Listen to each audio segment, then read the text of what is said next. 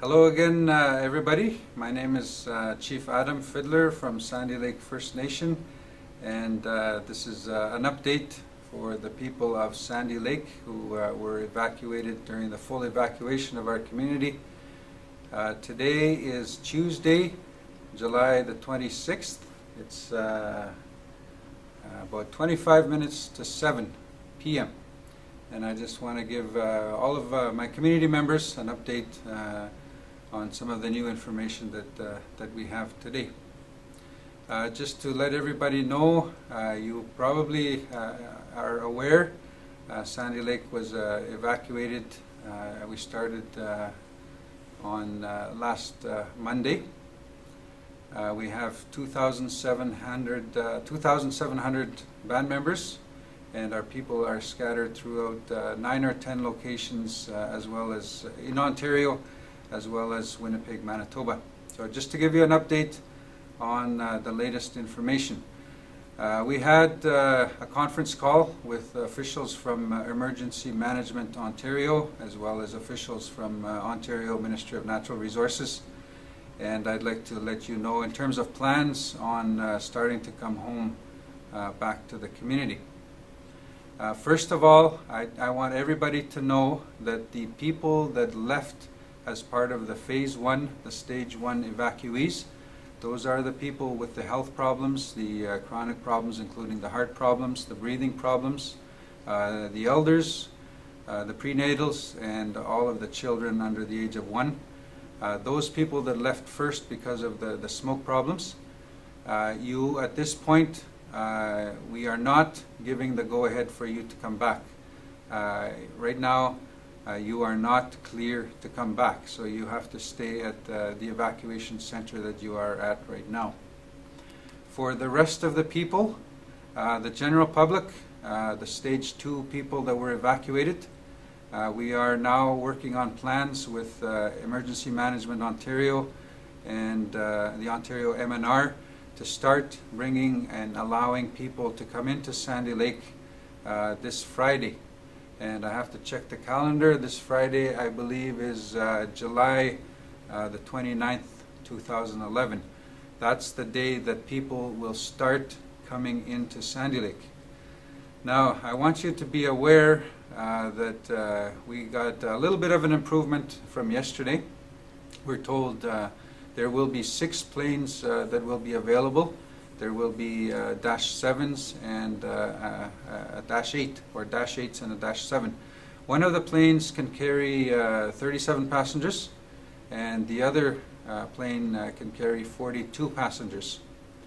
Every passenger is only allowed 40 pounds of baggage.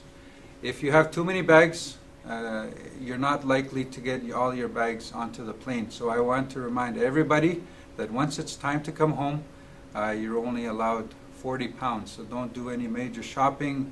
If you get to the stores, I know things are less expensive in town, and you want to buy some food or groceries or other items. Don't do any major shopping. Most likely you'll only be able to bring back what you took out. So I just want to let you know. Also, with the planes that we have, we're hoping with the 6 planes going non-stop all day, every day, we're hoping that we can get up to 500 people back home to Sandy Lake a day. And we know that we have quite a few people out there, so it's going to take quite a few days. So even though people can start coming home Friday, that doesn't mean that your flight will be on Friday. But just be aware that you need to stand by. In fact, start standing by on Thursday. So if you're at one of the evacuation host communities, it's best that you stay where you are. Let people know where you are. Stick around. Don't take off, because we are now starting the plan to return people to Sandy Lake.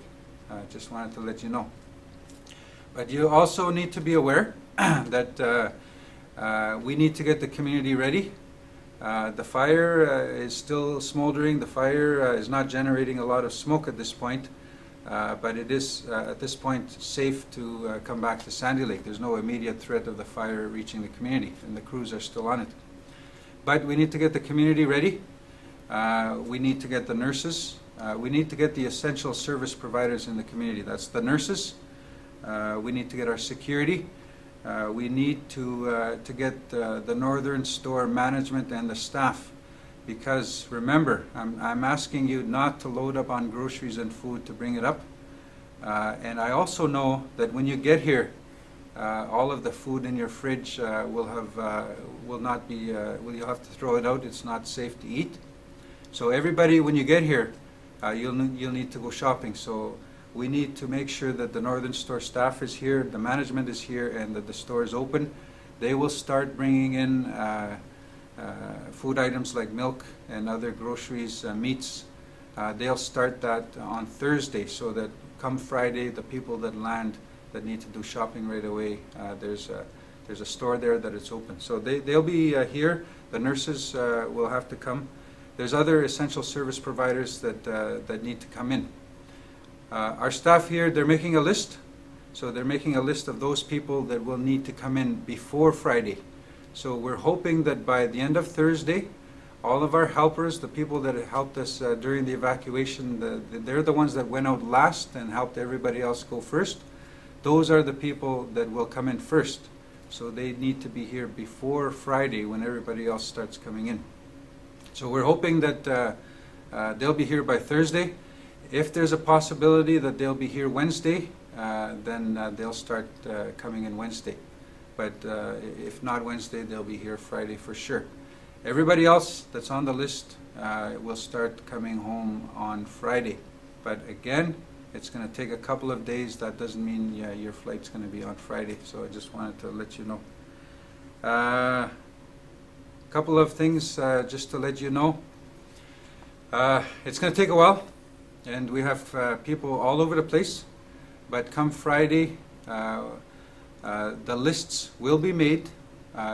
You will not be deciding which flight you go on. You will not be making your own flight arrangements. You will be told when your flight is, and you will be told what flight you're on. But just to be aware, the focus is going to be on the people that are the farthest away. So we're going to try and get earlier on, maybe Friday, could be Saturday, the people from Arthur, the people that are staying in Arthur, Ontario.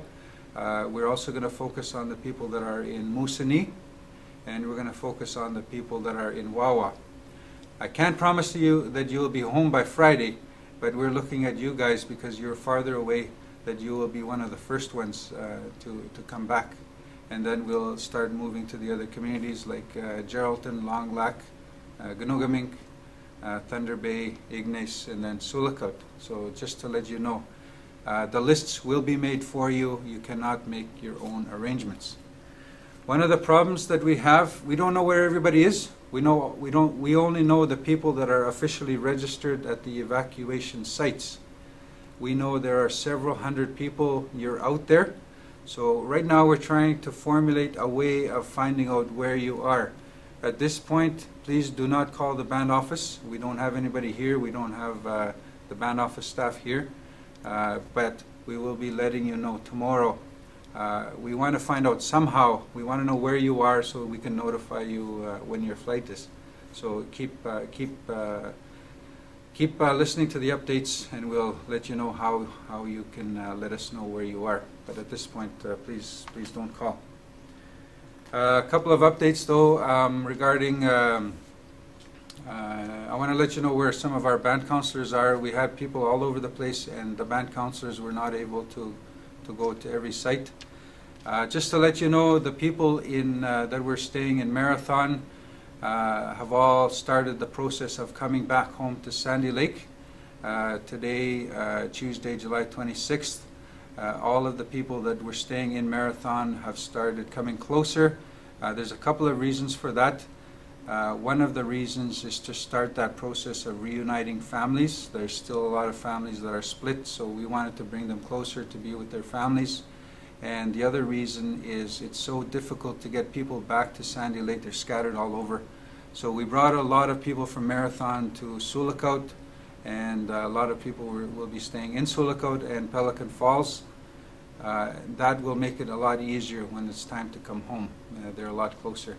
And again, I want to say thank you very much to the people of Marathon and the people of all the host communities. We really appreciate the open arms and welcoming our people and being there at our time of need.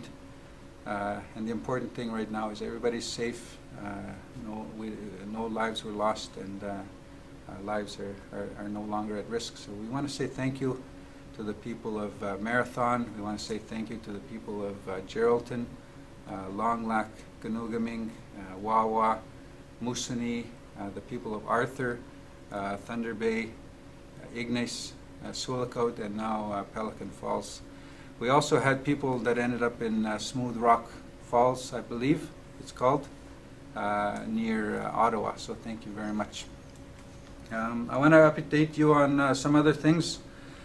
We're still getting a lot of calls about family allowance checks and old age pension checks and EI checks in Canada Post. We're working with Canada Post. Things are not finalized yet for everybody, but for the old age pension checks, most likely by this weekend the elders will not be able to come back because they still have to stay. There's still a concern about smoke. What Canada Post is willing to do is they're willing to have all of the checks, the old age pension checks, go to Sulikout and go to Thunder Bay, and then they'll be distributed from there. So they'll get their old age pension checks in Sulikout and Thunder Bay. For the family allowance checks, we still have a problem, and I'll explain the problem. Canada Post is willing to take those checks to wherever you are. Problem is you're scattered all over the place.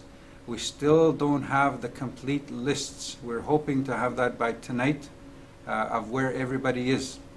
And what we're going to do is Canada Post is willing to send those checks to each site. The problem is by the time those checks get to where you are, you might be on your way back home to Sandy, and then the checks get lost in the shuffle. So we're trying to find out how long it'll take the checks to get to you. We're going to work with Canada Post, and it might be better for you to wait until you're back in Sandy Lake and pick up your check here, because there's a chance that it's going to get lost. For example, if you're from Sandy Lake and you're staying in Wawa, by the time your checks get there, you might be out of Wawa back to Sandy. And the thinking as well is right now the important thing is you're safe, you have accommodation, and you have meals, and you're okay. You cannot do a lot of shopping anyway. I don't want you to do a lot of shopping because it's not going to fit on the plane. Plus, when you get back to Sandy, everybody's going to have to do grocery shopping because there's no food in your house. So you're going to need that money when you come back to Sandy anyway. So even if you do get your check before you come back, recommendation is make sure you have enough food to feed the family and the kids when you get back to Sandy. Shopping for other necessities, for clothing and that, hopefully you can do that before the end of August, so the next time around. So I just wanted to let you know. Welfare, we're still looking at it. For sure, welfare checks will not go out this week. We're looking at next week, and our hope is that by the beginning of next week, everybody will be back in Sandy Lake, and that you will get your welfare checks here. And you'll need that money to go grocery shopping. You can't do a lot of shopping out there. I know there's necessities that you need, things like toothbrushes, toothpaste, and basic things that you need, and you don't have that, but we're hoping that you can wait it out for the next few days. So that's a quick update. Good news, our community is safe, and Friday, the general population, everybody in Sandy Lake will start the process of coming back home. It's going to take a couple of days. Stand by as of Thursday. I hope by Thursday we'll have the lists of when you'll be coming back. Make sure you get on the flight that you're supposed to be on. If you miss your flight, it's pretty much you're on your own. So make sure you're on the flight. My name is Adam Fiddler, Chief of Sandy Lake. This is an update for the community members of Sandy Lake First Nation during the evacuation this summer. Miigats.